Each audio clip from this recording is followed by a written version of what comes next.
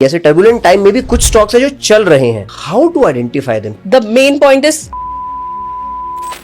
Copper होएगा भी आगे increase, there is the high possibility because copper का डिमांड सप्लाई डेफिसिट है। टेक्सटाइल, जेम्स, इन सब में अच्छा खासा बूस्ट मिलेगा क्योंकि इक्विटी अभी तो नीचे, अभी तो लॉस में बेच देंगे, पैनिक सेलिंग कर देंगे और यहां से निकालेंगे गोल्ड सिल्वर और वो फिर नीचे आएगा।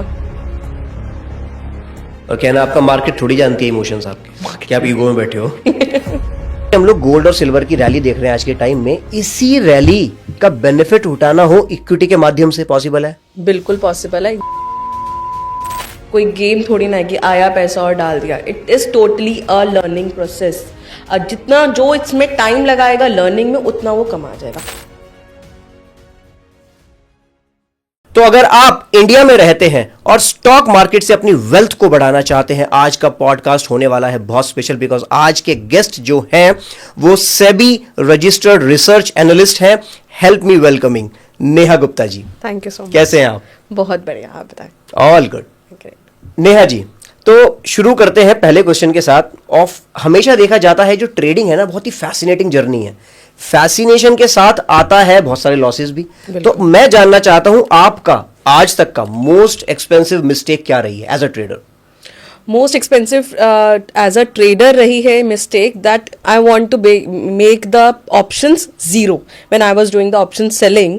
तो मुझे लगता था हाँ मुझे तो अब इसको जीरो ही करना है बिकॉज उसमें थीटा डीके होता है। वी प्रेफर कि हाँ मैंने 40 रुपीज़ का अगर प्रीमियम का हमने ऑप्शन सेल करा है तो वो जीरो तक लेके जाऊँ, ये नहीं कि 20-25 पे काट दिया। एंड लास्ट में एक मूव आता है जिसकी वजह से वो एकदम से स्पाइक कर जाता है। वो मेरी सबसे मिस्टेक्स रही हैं। ओके नेहा जी, वापस से इसको प्लीज समझाइए फॉर अ लेमैन कि वो जीरो तक ले जाना और 20 तक ले जाना, क्या इसका मतलब है for a layman? For a layman देखो ऑप्शंस दो टाइप की होती है, बाइंग एंड द सेलिंग।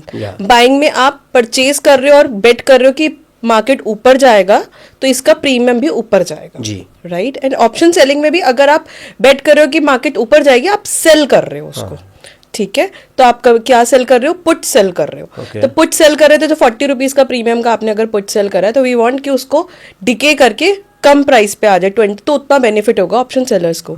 तो मैंने जब अपना ऑप्शन सेलिंग कर रही थी मैं, तो उस टाइम पे मेरा स्टार्टिंग ऑफ द मिस्टेक्स रहता था मुझे इसको जीरो ही करके खत्म करना है। तो वो मेरी मिस्टेक रही मैं कहूँगी। तो इट इज लाइक हमें रिस्क रिवॉर्ड रेशियो लेकर हमें उसको खत्म करना होता है उस ट्रेड को एज अर्ली एज पॉसिबल। अच्छा, तो नेहा जी आप ट्रेडिंग करते हैं और कराते हैं, सिखाते भी हैं जी। बाय द वे मैं देख पा रहा था, मैं रिसर्च कर रहा था, you are a SEBI registered research analyst. ये सेबी रजिस्टर्ड मतलब? सेबी रजिस्टर्ड मतलब हमें लाइसेंस मिला है थ्रू सेबी। ओके। एंड ये हमें मिलता है after clearing the exam of NISM 15। Okay. And हमें एक्सपीरियंस होता है, उसके बाद हमें एग्जाम क्लियर करने के बाद हमें सेबी रजिस्ट्रेशन का रिसर्च एनालिस्ट का लाइसेंस मिलता है। तो जिसके पास ये लाइसेंस है that person only can give the guidance to trade, otherwise no person is allowed. तो इंडिया में फिर लाखों होंगे ऐसे? तो नहीं, टोटल 1200 या 1300 ही है SEBI RAs all over India. Pan India? या पैन इंडिया। ओके, ये तो यूनिक है। यप। ओके, अच्छा 1200 में जेंडर रेशियो क्या होगी अगर मैं पूछना चाहूँ? Gender ratio if you know that. Yeah, I know it is 95:5. 95 male? 95 are males and 5 ओ is यस, yeah. मेरा ये पूछने का मकसद ही यही था बिकॉज नॉर्मली मैं जान पा रहा था कि मेल ज्यादा इसमें डोमिनेंट होंगे और उनकी रेशो ज्यादा ही होगी। तो मैं यहाँ पर बोल सकता हूँ, फक्र से बोल सकता हूँ कि मैं नेहा जी के साथ बैठा हूँ। एंड आपको मैं कहना चाहता हूँ beauty with brains, like you are an exception, है ना? 5% में आप आते हैं तो ऑफ कोर्स आप एक्सेप्शन हैं। तो अभी आपने बताई अपनी मोस्ट एक्सपेंसिव मिस्टेक। मैं जानना चाहता हूं जो आप एज एन एक्सपर्ट देखती हैं, जो ट्रेडर की मोस्ट एक्सपेंसिव मिस्टेक रहती है, वो क्या रहती है? सबसे पहली मिस्टेक रहती है, आते ही सोचते हैं ये तो स्टॉक मार्केट एक गेम है, आया पैसा डाला और अभी पैसा बन जाएगा, डबल ट्रिपल हो जाएगा। और ऐसा नहीं होता है। मार्केट तो पहले आपको लर्निंग के पैसे लेती है आपके, कि सीखना पड़ेगा पहले आपको। जो सीखेगा नहीं वो कमा नहीं पाएगा। Oh my God. मार्केट आप ये थोड़ा ना, ये कोई गेम थोड़ी ना है कि आया पैसा और डाल दिया। It is totally a learning process. जितना जो इसमें टाइम लगाएगा लर्निंग में उतना वो कमा जाएगा, उसकी कोई एंड नहीं है कमाने का। Wow wow. अच्छा, कितना पैसा लेगी लर्निंग का और an average? On an average क्या लेगी डिपेंड करता है पर्सन टू पर्सन। आप छोटे ही अमाउंट से करेंगे तो वो कम लेके जाएगी, Right. क्योंकि मेन है आपको सीखना है, टाइम लगाना है। टाइम आप छोटे पैसे से भी कर सकते हो, मोटे बड़े पैसे से भी कर सकते हो। जो जितना छोटे पैसे से लर्निंग करेगा उसका कम जाएगा। कोई फिक्स तो कोई अमाउंट है ही नहीं।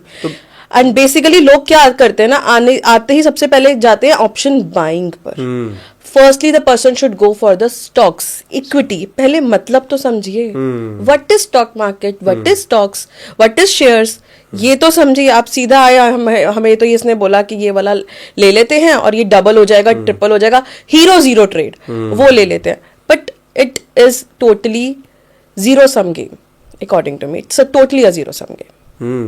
मतलब वही जो माइंडसेट है हेरा फेरी वाला, 21 दिन में पैसा डबल, 21 पैसा, वो पैसा डूबने वाला है पूरा। पैसा डूबने वाला है। तो बेसिकली जो मुझे अब तक समझ में आया, आपने बोला ये पैसा मांगती है, डिमांड करती है सीखने के लिए। मेरे ख्याल से उससे ज्यादा मांगती है ये टाइम, यस, समय दो इसको, time as well as patience. Patience. वाह। अब आप देखो 2024 के एंड से, नवंबर दिसंबर से नाउ 26 मार्केट में कुछ खास पैसा नहीं बना है, बिकॉज मार्केट अभी साइडवेज है। एंड बियर टू साइडवेज कह सकते हो।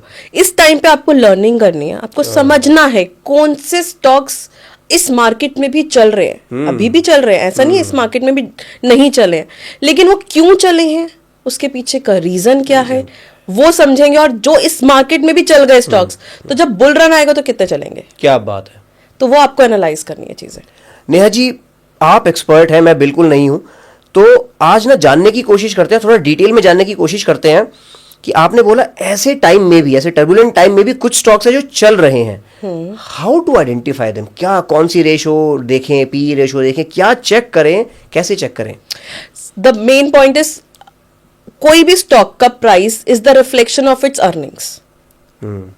अगर कोई बिजनेस है, हम लेमैन लैंग्वेज में समझते हैं, धंधा है, बिजनेस है, उसमें पैसा ही नहीं आ रहा तो वो स्टॉक चलेगा नहीं, ऑब्वियसली उसका प्राइस नहीं चलेगा। हम ऑपरेटर्स गेम को साइड करते हैं, हम एक्चुअल जो मार्केट में होता है उन स्टॉक्स की बात करते हैं। तो किसी स्टॉक में फंडामेंटल्स आपको पहले चेक करने हैं, और बेसिक फंडामेंटल्स चेक करना कोई मुश्किल काम नहीं है। बिल्कुल आपको आजकल तो सब कुछ इजीली रेडिली अवेलेबल है। ऑन स्टॉक स्क्रीनर है, स्टॉक स्कैन्स है, बहुत सारे moneycontrol.com पे सारी चीजें अवेलेबल है। आपको उनके देखने ROCE देखनी है, रिटर्न ऑन कैपिटल एम्प्लॉयड देखना है। दैट मीन्स आप रिटर्न, ROCE का मतलब क्या है, आपने कितना पैसा कैपिटल लगाई बिजनेस में और उसका कितना रिटर्न मिल रहा है, राइट। ROEC देखना है, ROE देखना है, रिटर्न ऑन इक्विटी देखना है, पी रेशियोज देखनी है। P gives you the valuation aspect, कि कंपनी की वैल्यूएशन क्या सस्ती है या महंगी है, उससे आप पता लगा सकते हो।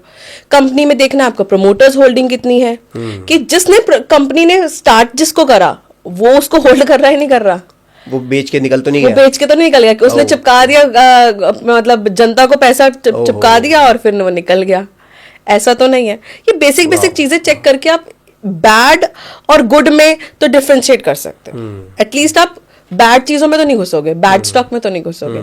ये तो करना बड़ा आसान है, एटलीस्ट ये तो करेंगे, उसके बाद और लर्निंग प्रोसेस तो फिर है ही। ठीक है।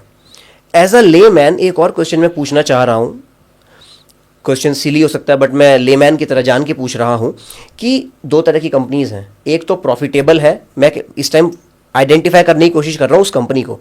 एक प्रॉफिटेबल है थ्रू आउट और एक लॉसेज में है, फिर भी उसकी वैल्यूएशन कई हजार करोड़ की है, तो कैसे पता लगाएं? तो अगर ऐसा है वो तो आपको स्क्रीनर पे दिख जाएगा कि ये लॉसेस में जा रही है, ये प्रॉफिट्स में जा रही है। जो लॉस मेकिंग है उसको तो अभी के लिए आप अवॉइड ही करना चाहिए, अवॉइड दैट कंपनी। जो धंधा, जो बिजनेस आपको पैसा ही नहीं कमा के दे रहा, उसमें आप क्यों लगाओगे? Because you are not like, आपने शेयर खरीदा मतलब आपने एक बिजनेस में इन्वेस्ट करा है। आप एक फ्लैट खरीदते हो तो आपने एक प्रॉपर्टी में इन्वेस्ट करा है, ऐसे ही आपने शेयर खरीदा, ऐसे ही नहीं खरीदा, आप उसके बिजनेस में इन्वेस्ट कर रहे हो। तो आपको बिजनेस को समझना है। एब्सोल्युटली ठीक है जी। ट्रेडिंग में डिसिप्लिन चाहिए या स्ट्रैटेजी चाहिए? डिसिप्लिन। स्ट्रैटेजी से ज्यादा इंपॉर्टेंट डिसिप्लिन है। डिसिप्लिन। ओके, तो मेरा क्वेश्चन यही था, परफेक्ट स्ट्रैटेजी जीरो डिसिप्लिन, या फिर bad strategy perfect discipline? Bad strategy but perfect discipline. ओहो, मतलब स्ट्रैटेजी बेकार हो तो चलेगा बट डिसिप्लिन। हाँ, स्ट्रैटेजी बेकार भी नहीं, आप एकदम बेसिकली आइडेंटिफाई तो कर सकते हो ना, ये गलत है ये सही है, लेकिन कम स्ट्रैटेजी ठीक ठीक स्ट्रैटेजी है, लेकिन डिसिप्लिन परफेक्ट है तो वो आपको पार करा देगी। तो नेहा जी ये स्ट्रैटेजी और डिसिप्लिन वाली बात को थोड़ा सा और डिटेल में बताइए।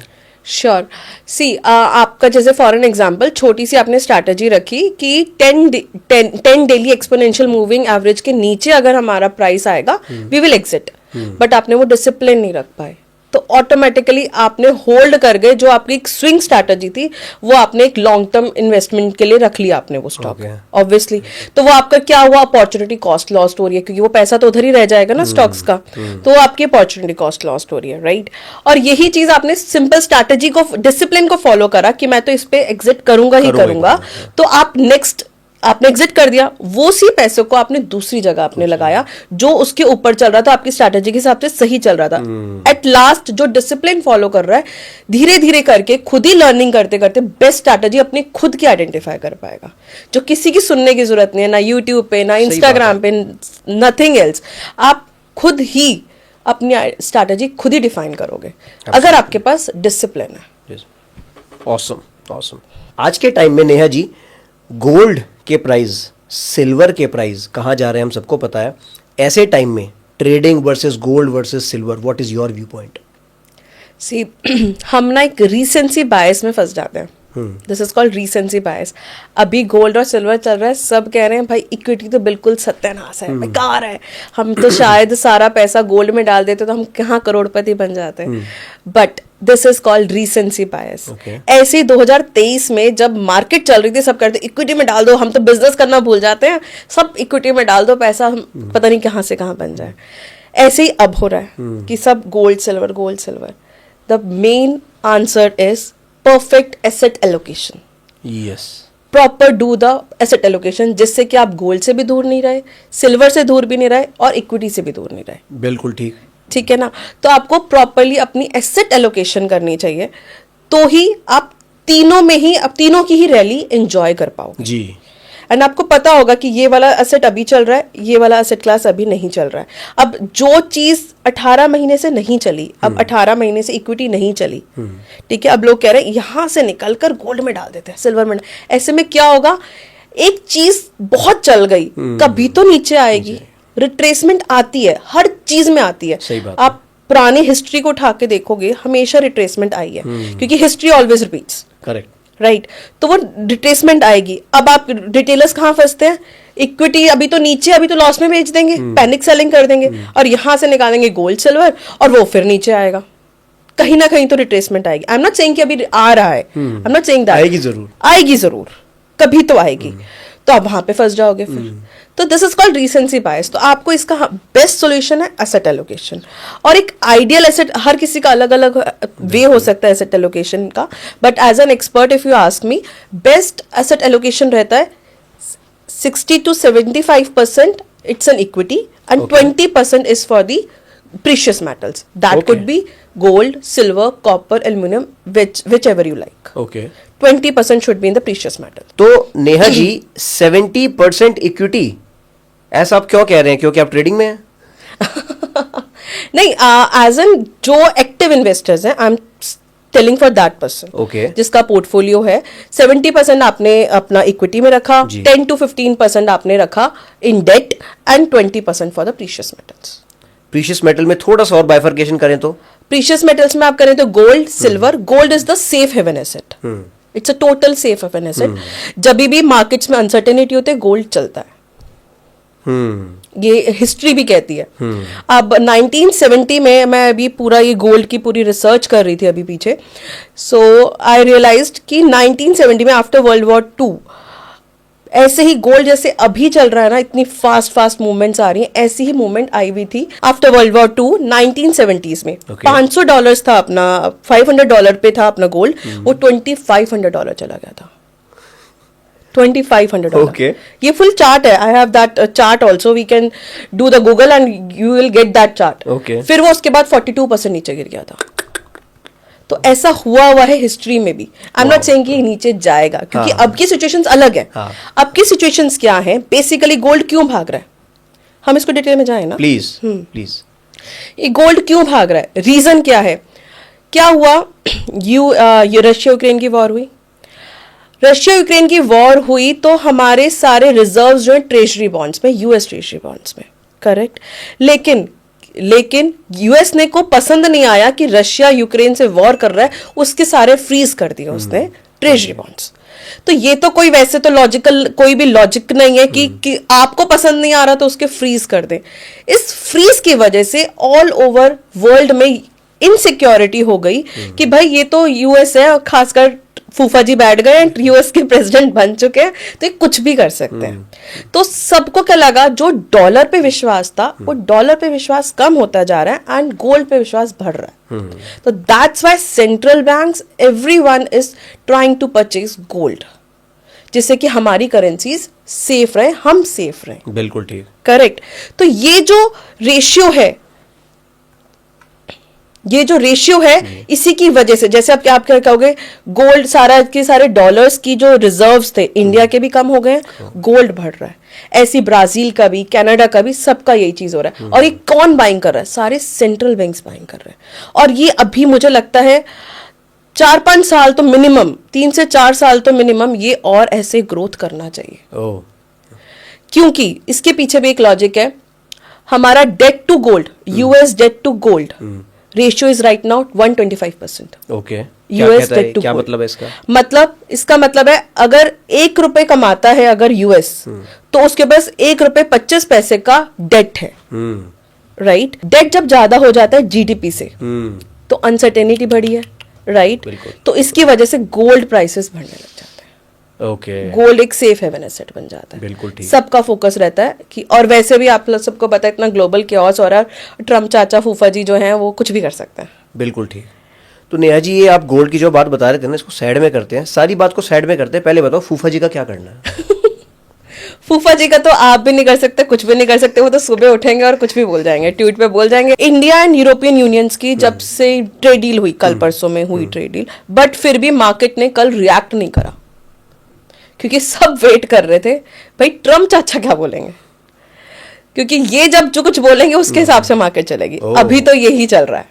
ओके, अच्छा, वैसे Neha ji, as a layman जो मुझे समझ में आ रहा है, देखो फूफा जी जो कर रहे हैं वो कर रहे हैं, जो डील हुई अभी इंडिया और ईयू की जो डील हुई अभी, दैट वाज हिस्टोरिकल। बहुत बढ़िया डील करी। कोई भी गवर्नमेंट हो इंडिया में, मैं गवर्नमेंट की बात ही नहीं कर रहा, डील अच्छी थी, डील अच्छे थे। मार्केट पे इम्पैक्ट आना चाहिए था, उसमें बीच में फूफा जी मतलब उस पे इम्पैक्ट आना चाहिए था, क्यों नहीं आया? इसका देखो लॉन्ग टर्म में अच्छा इम्पैक्ट आना है, वो शॉर्ट टर्म के लिए वो ट्रम्प चाचा की वजह से नहीं हो रहा है, ट्रम्प फूफा जी कह लो, चाचा जी कह लो, उसकी वजह से नहीं आया। लेकिन इसका हमारी इंडियन इकोनॉमी पे बहुत अच्छा इफेक्ट आना है। Reason behind, India and European union मिलकर 25% ऑफ द वर्ल्ड इकोनॉमी बनता है, yes, right. As well as ये 27 ट्रिलियन से ज्यादा जीडीपी जनरेट करता है, दोनों इंडिया एंड ईयू। और बड़ी अच्छी डील हुई है, जिसकी वजह से इंडिया का auto sector, that is auto components, जो ऑटो एंसिलरी सेक्टर है, फार्मास्यूटिकल्स, टेक्सटाइल, जेम्स, इन सब में अच्छा खासा बूस्ट मिलेगा, क्योंकि टैरिफ्स कम तो एक्सपोर्ट ज्यादा, जॉब अपॉर्चुनिटीज ज्यादा। यहाँ का यूथ को अच्छी जॉब अपॉर्चुनिटीज ईयू में भी मिलेंगी। कितनी बड़ी बात, कितनी बड़ी बात है। एंड वहां से जो BMW, मर्सिडीज जो कार्स हैं, वो यहाँ पर उन पे टैरिफ्स कम होंगे, धीरे धीरे कम होंगे, तो यहाँ पर भी उनकी एंट्री होगी इंडिया में, कम प्राइसेस पे मिलेंगे। लेकिन इससे एक डर लगता है कि क्या हमारा ऑटो सेक्टर जो है में मुसीबत आएगी, दिक्कत आएगी सेक्टर में। लेकिन नहीं, इसको हम अगर डीप डाइव करें इस सेक्टर, इस फील्ड में, तो इसमें दिक्कत नहीं आएगी, क्योंकि BMW, Mercedes, these are the luxury cars. And कोई भी इंडिया का नॉर्मल मिडिल क्लास आदमी 8 से 15 लाख की गाड़ी लेने वाला इंसान सीधा BMW या मर्सिडीज तो नहीं खरीदेगा, राइट। तो लग्जरी कार्स के लिए थोड़ा सा आ सकते हैं, टॉप लग्जरी कार्स के लिए, बट टाटा, महिंद्रा, होंडाई, इन सबको ऐसे ऑटो सेक्टर में कोई प्रॉब्लम नहीं आएगी। बट ऑटो एंसिलरी सेक्टर्स जो है हमारे, जैसे कि आप कह सकते हो, मैंने पहले भी डिस्कस करा था किसी पॉडकास्ट में, दैट SJS एंटरप्राइजेस है, ल्यूमेक्स ऑटो है, जो प्रोवाइड करते हैं कंपोनेंट्स टू दीज कंपनीज। इनको बेनिफिट होगा। रीजन बिहाइंड, जो भी यूरोपियन यूनियन की कंपनीज हैं वो चाहेंगी सस्ता हमें कंपोनेंट्स मिल जाएं, तो वो इंडिया से ही लेंगी।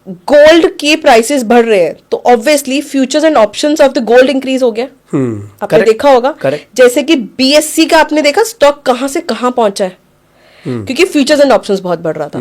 तो बीएससी के अर्निंग कहां से आई, फ्यूचर्स एंड ऑप्शन से, क्योंकि उसकी ब्रोकरेज बढ़ी, तो वहां से बीएससी का स्टॉक बहुत जबरदस्त भाग गया। ऐसे ही अब गोल्ड और सिल्वर और प्रीशियस मेटल्स बढ़ रहे हैं तो हमारा क्या कौन सा स्टॉक बढ़ेगा, आप गेस करो, प्लीज कमेंट करके बताओ गाइस, आपको क्या लगता है। चलो मैं आंसर दे देती हूँ, that's the answer is MCX. Gold and silver कहाँ ट्रेड होता है, इन एमसीएक्स में। तो एमसीएक्स का स्टॉक इंक्रीज हो सकता है। So you have to play like this, you have to play on the proxies. अब जैसे कॉपर इंक्रीज हो रहा है, कॉपर को हम, कॉपर होएगा भी आगे increase, this is the high possibility because copper का डिमांड सप्लाई डेफिसिट है, तो कॉपर इंक्रीज होगा।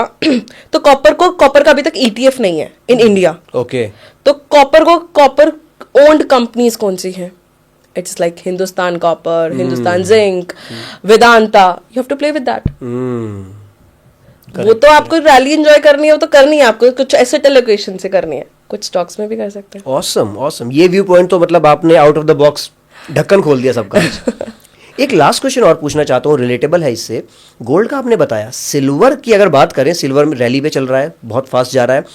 जो कंपनीज हैं जो अपने रॉ मटेरियल, जैसे आपने सोलर की बात करी, इलेक्ट्रिक ईवी की बात करी, जो अपने गुड्स में सिल्वर को एज अ रॉ मटेरियल डालती हैं, उनमें इन्वेस्ट किया जाए क्या? क्योंकि वो तो कभी नहीं चाहेंगी कि सिल्वर का प्राइस बढ़े, वो तो चाहेंगी घटे ही घटे।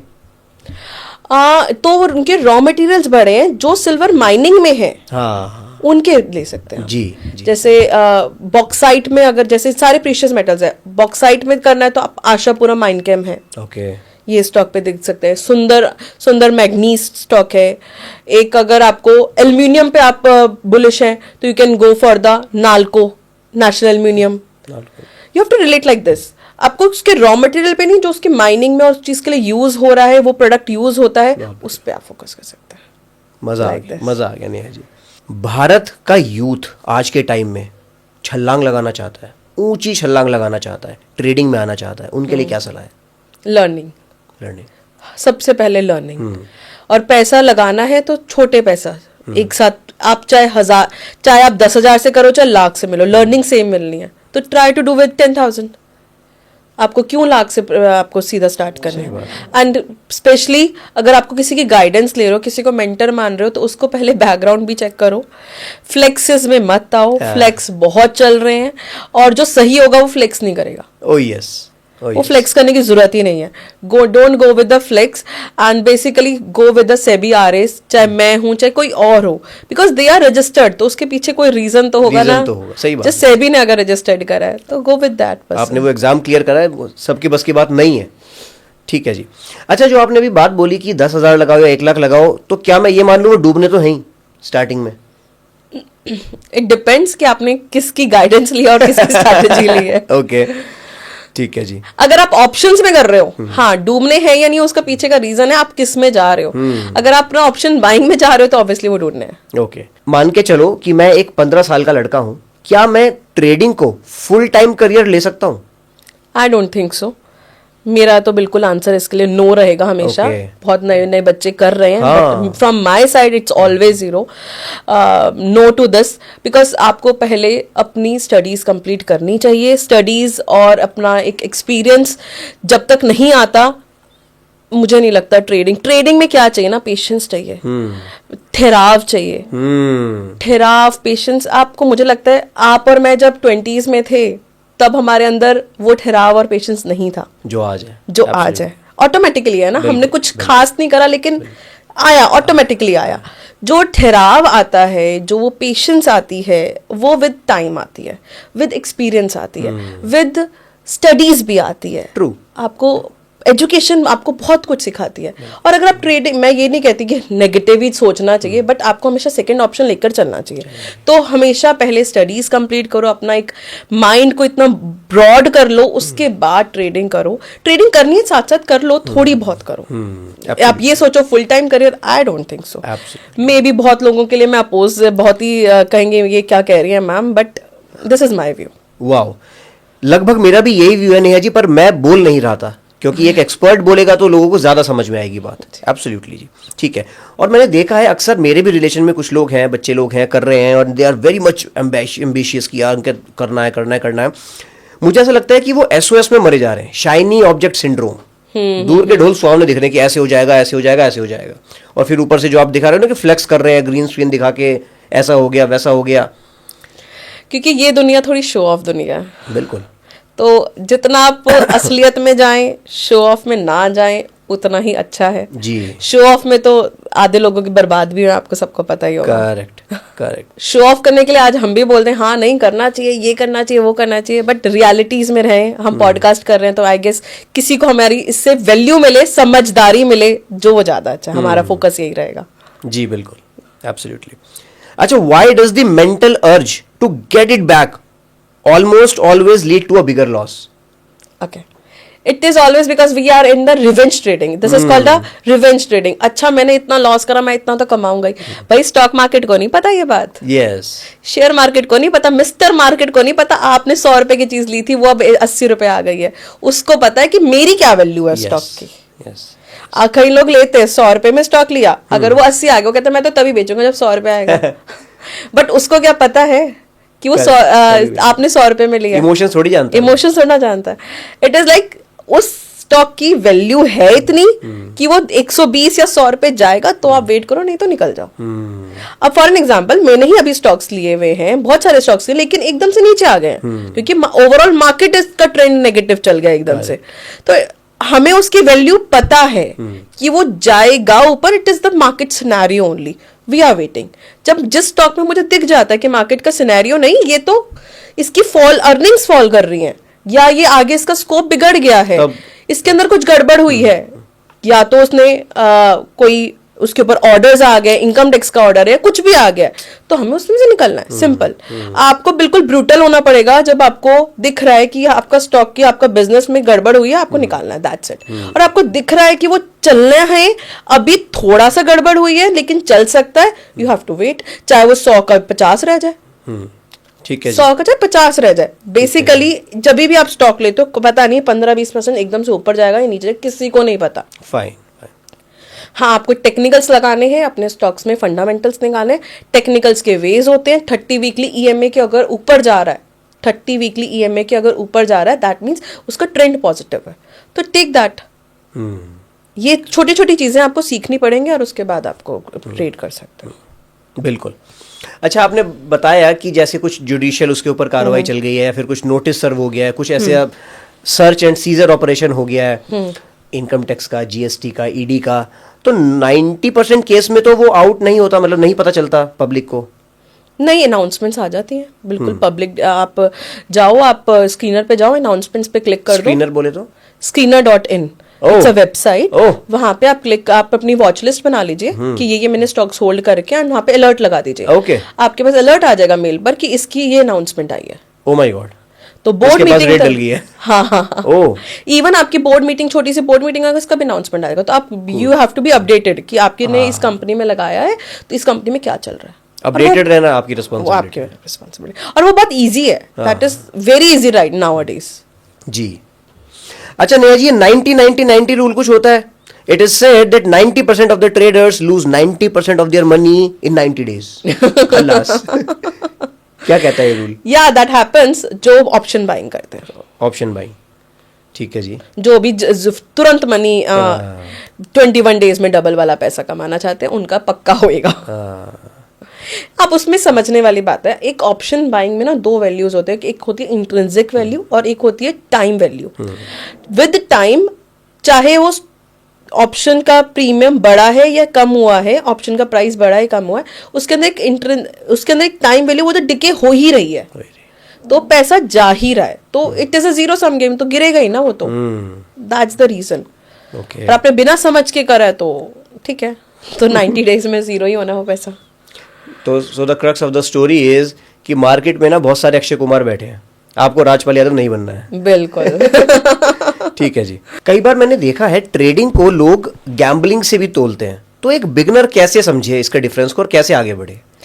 दोनों का डिफरेंस वही मैं आपको बोलूंगी, बार बार मैम आप बोलोगे कि सेम चीज बोल रहे हो, but the point is learning.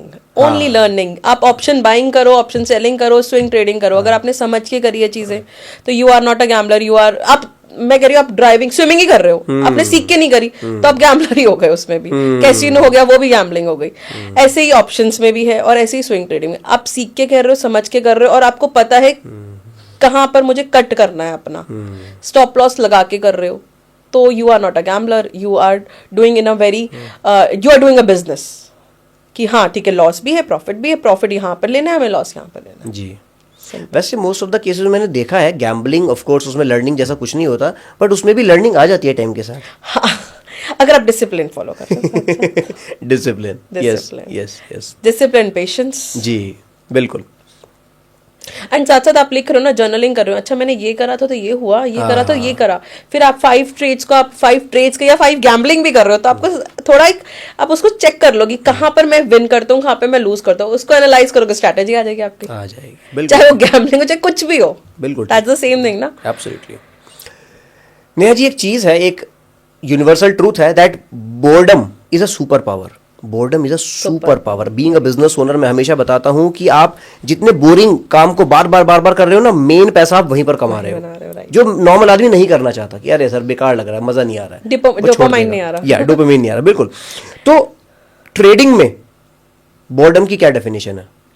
आपको एक स्ट्रैटेजी पे पकड़ के रखना है, उसी पे कंसिस्टेंटली, डिसिप्लिन से और पेशेंटली उसी को फॉलो करते जाना है, चाहे मार्केट इधर जा रही है, उधर जा रही है, ट्विटर पे क्या चल रहा है, एक्स पे क्या चल रहा है, इधर क्या चल रहा है, उसको छोड़ के अपना एक लॉजिकली आपने एक स्ट्रैटेजी बनाई, उसके ऊपर वर्क कर रहे हो और करते रह रहे हो सालों साल, आपको सक्सेस मिल ही जाएगी।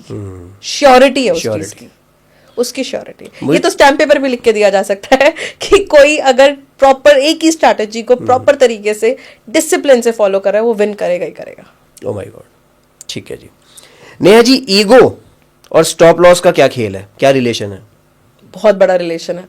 जब हमने हमने for an example TD power systems ले लेते हैं, एक स्टॉक ले लेते हैं, हमने इसकी एनालिसिस करी, भाई ये तो ऊपर जाएगा, एग्जाम्पल ले रहे, वेग एग्जाम्पल, राइट, हमने सोच लिया, लेकिन ये थोड़ा सा नीचे आ गया, राइट, तो हमने ये सोच लिया कि ईगो आ गई, नहीं हमने तो ये एनालिसिस करी तो नीचे जा ही नहीं सकता, एंड फिर हमने वो स्टॉप लॉस कट नहीं करा, तो यही तो ईगो है ना, हमारी ईगो अड़ गई, नहीं ये तो जा ही नहीं सकता, हमने तो बोला ही था, लेकिन वो मार्केट का सिनेरियो भाई, या फिर स्टॉक में कुछ गड़बड़ हुई है फॉर एन एग्जाम्पल, तो जाएगा वो, तो आपको कट करना है मार्केट सिनेरियो की वजह से, तो आपका वो आपको चेक करना है, दैट इज योर, कि आपका दैट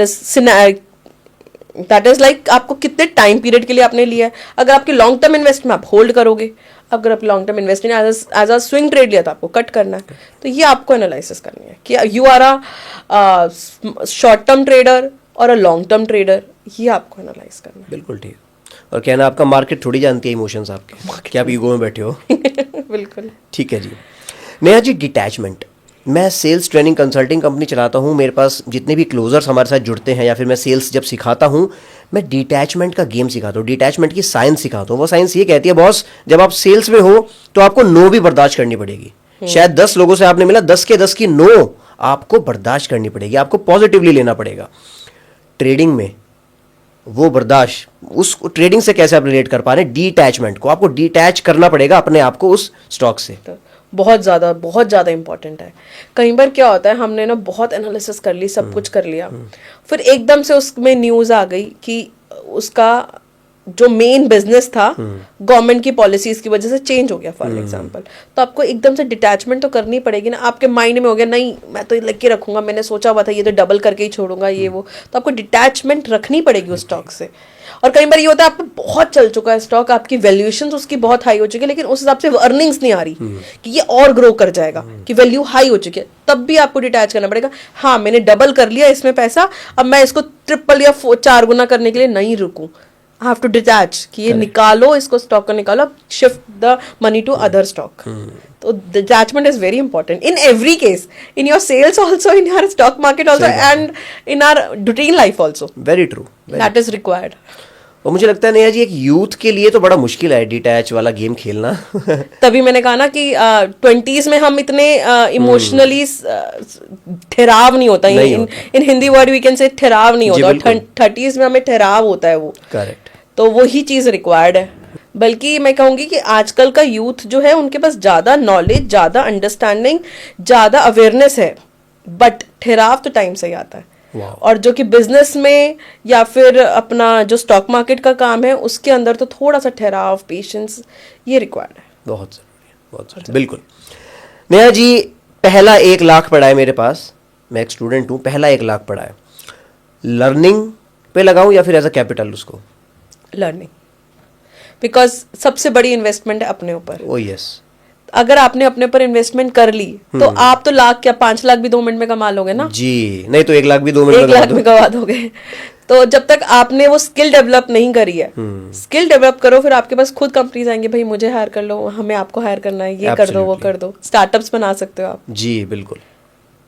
तो सबसे पहले फोकस अपने ऊपर, इन्वेस्टमेंट, सबसे बड़ी इन्वेस्टमेंट तो अपनी है। And starting of the year 25-30 तक तो अपने ऊपर इतना इन्वेस्ट करना चाहिए कि आपको खुद लोग आए कि आप प्लीज हमारे लिए काम कर दो। वो एक लेवल तभी आ सकता है। जी बिल्कुल। नेहा जी, आज के टाइम में 2026 की बात कर रहा हूँ, फिनफ्लुएंसर्स इतने सारे घूम रहे हैं, ग्रीन स्क्रीन के स्क्रीनशॉट्स इतने सारे घूम रहे हैं सोशल मीडिया पे, शाइनी ऑब्जेक्ट सिंड्रोम से फंसे पड़े हैं बच्चे लोग, कैसे पहचाने? जो भी सही इंसान होगा वो कभी फ्लेक्स नहीं करेगा एंड वो हमेशा पेशेंटली वर्क करेगा, और आप उसकी नॉलेज से ही पहचान जाओगे, कुछ आपको चेक करने की जरूरत ही नहीं है, बोलने के स्टाइल से ही और उनके नॉलेज से ही आप पहचान जाओगे, उसकी लर्निंग से पहचान जाओगे कि ये सही है या फ्लेक्सिंग है। yes, ये आपके अंदर एक पावर ऑटोमेटिकली, आप उसको बार बार सुनोगे, समझोगे तो आपको पता चल जाएगा। ये आपको थर्ड आई अपनी खोलनी है, सिंपल थर्ड आई खोलनी है, उससे आपको यू गेट। कितना आसान है थर्ड आई खोलनी। सामने अगर अक्षय कुमार खड़ा होगा, बोलेगा बेटा 1 लाख दे, 2 लाख करके दूंगा। देखो हाँ बिल्कुल। और पता है क्या होता है, मैं अपना बिजनेस भी है, जैसे हमारा SEBI का हमारी कंसल्टेंसी पूरी चलती है, तो जो लोग फ्लेक्स करते हैं, हमारा यूथ इतना, मतलब मैं कहूंगी इतना खराब होता जा रहा है इन चीजों में, जो लोग फ्लेक्स करते हैं उनके पास ज्यादा फॉलोअरशिप है, उनके पास ज्यादा क्लाइंट्स हैं, और जो नॉर्मल फ्लेक्स नहीं करते हैं, जो असलियत बात बोलते हैं, उनके पास कम फॉलोअरशिप होती है और कम क्लाइंट्स होते हैं। ये एक नॉर्मल से सिनेरियो चल रहा है, बट जो सही हीरा है ना, जो चीज है वो आज नहीं तो कल वो निकलता है, और जो फ्रॉड है वो भी एक्सपोज होता है, होता ही होता है। सही बात। बस वो टाइम लगता है चीजों में, सबकी अपनी अपनी शेल्फ लाइफ है, अपनी अपनी shelf life, right, very true. ठीक है जी। अच्छा Neha ji, if trading is a business, what does the balance sheet of a successful retail trader look as compared to a loser? Balance sheet of a successful trader is discipline, patience and the learning. हाँ, Simple. Discipline, patience and the learning, and to maintain the trading journal. That's it. एक चीज मैंने note करी Neha ji, starting से ना and तक आप बहुत ही बोरिंग बातें कर रही हो, और इसलिए शायद लोगों को पसंद नहीं आएंगी ये बोरिंग बातें, क्योंकि बोर्डम में ही तो सक्सेस छुपी है। बोर्डम में, पेशेंस में ही तो सक्सेस छुपी है। तो अक्सर लोगों को ये चीज पसंद नहीं आएगी, नहीं आती। तभी वो लोग लॉस कर जाते हैं ट्रेडिंग में। दैट इज वेरी ट्रू, क्योंकि बोरिंग से ही तो सक्सेस, बिजनेस, आप भी बिजनेस कर रहे हो, मैं भी बिजनेस कर रही हूँ, लेकिन हम उसी चीज को बार बार कंटिन्यूअसली और साइलेंटली कर रहे हैं, पेशेंटली काम कर रहे हैं, तभी आप भी बिजनेस बना रहे हो, मैं भी बिजनेस बना रही हूँ। और अगर मुझे अभी डोपामिन चाहिए कि आज नहीं, आज ये करते हैं, आज ये करते हैं, आज नया ट्री स्टार्ट करते हैं, नई ट्रीज करते हैं, उसी टाइम आपका फॉल स्टार्ट हो जाएगा। ट्रू। शुरू में अच्छा तो बहुत लगेगा, सोशल मीडिया पे बहुत प्यारा लगेगा वो, ओहो आज तो मैम ने ये वाली गाड़ी खरीद ली, आज मैम ने वाओ ये खरीद लिया, ये वाली कार में जा रही हैं, but overall it is a huge loss, क्योंकि बाद में EMIs तो उसी को देनी है ना। यार रेंट पे दिख रही है वो, सही बात है, रेंट पे दिख रही होती है। आपने कितना वो देखा, अभी पीछे देखा था मैंने, मेरा स्टाफ ही बता रहा था मुझे, मैम आप ये सब करते हो। मैंने कहा आप क्यों नहीं करते हो, आप भी कर सकते हो, आपके पास तो सच में है, आपके इनके पास है आपके। मैंने कहा नहीं मुझे नहीं करना है। तो कह रहे देखो वो दुबई में, मैं नाम नहीं लूंगी, कुछ ट्रेडर्स का, उन्होंने दुबई पे रेंट पे लिया है और वो दिखा रहे हैं, फरारी दिखा रहे हैं, वो दिखा रहे हैं। मैंने कहा चलो अच्छी बात है, बट मेरी कॉन्शियस अलाउ नहीं कर रही इस चीज को, दैट्स फाइन। उन्होंने दिखाने के लिए तो लिया है, दिखाने के लिए तो लिया, और रेंट पे yes, और रेंट पे सिर्फ 10,000-15,000 मेरा स्टाफ। हाँ बिल्कुल बिल्कुल, एक दिन का रेंट है, एक दिन का रेंट है, और वो दिखा दिया, ठीक है हाँ जी भाई ट्रेडिंग से कमाए हमने फरारी लेने के लिए कार। और मैं आपको बताऊं, जो ट्रेडिंग से कमाएगा ना वो कभी भी इतना फ्लेक्स करके नहीं करेगा। This is my view. वो सोचेगा मैं इसको मार्केट में लगाता हूँ, या कोई एक एसेट ऐसा लेता हूँ जो मेरी जनरेशंस के लिए काम करेगा। आप एक चीज को आपने अर्निंग करके कोई कमाई चीज आप थोड़ा सा तो फ्लेक्स करोगे, ठीक है, आप अपनी नॉर्मल चीजें जिंदगी की जो आपकी ड्रीम्स थी वो कंप्लीट करोगे। हर एक की ना एक ड्रीम करने की भी एक लिमिट्स होती है, मुझे लगता है। एक टाइम के बाद पैसा इतना हो जाता है कि वो ड्रीम्स भी कंप्लीट हो जाती हैं। छोटी छोटी ड्रीम्स होती है हमारे इंडियंस की, वो कंप्लीट हो जाती है। अब उसके बाद आप यही सोचोगे ना, उस पैसे को एक ऐसी जगह लगाऊं जो मुझे जनरेशनल मेरे आगे पुश्तों को भी कमाने की जरूरत ना पड़े, वो अच्छे से सेफली उसके पास एक घर, मकान, एवरीथिंग इज अवेलेबल। बिल्कुल ठीक। जो एक फ्लेक्स करने के लिए होगा तो वो फिर जीरो होना ही होना था आने वाले टाइम में। This is my view. I hope you can relate this. Absolutely, 100%, 100%. And I totally believe कि ऑडियंस भी आपसे रिलेट कर पा रही हो। चाहे ऑडियंस आप इस टाइम ये पॉडकास्ट देख रहे हैं, आप 15 साल के हैं, 25 साल के हैं, 35 साल के, 45 साल के, फ़र्क नहीं पड़ता। आप डिसिप्लिन वाली बात से, बोर्डम वाली बात से और लर्निंग वाली बात से आप रिलेट कर पा रहे होंगे। मेरा तो ये पॉडकास्ट करना वसूल हो गया। आई बिलीव कि आप सबका भी वसूल हो। आपने, आई बिलीव आपने नोट्स बनाए होंगे मेरी तरह, बच्चे की तरह नोट्स आपने बनाए होंगे, एक बिकॉज एज अ स्टूडेंट बैठना पड़ेगा। जब कुछ नया सीखना है तो सभी को बैठना पड़ेगा। एंड आई बिलीव कि आप इस सारी चीज़ों को इम्प्लीमेंट भी करेंगे। नेहा जी, अंत में मैं बहुत बहुत धन्यवाद देना चाहता हूँ आपको, because trading is a very critical subject. Critical है, लोग परेशान ज़्यादा हैं, खुश होने वाले लोगों की तादाद बहुत कम है, परेशान बहुत ज़्यादा हैं। तो ये टॉपिक कवर करना हमारे लिए बहुत ज़रूरी था। आपने समय निकाला, आप यहाँ तक आए, इसके लिए बहुत बहुत धन्यवाद। Thank you Neha ji. Thank you so much.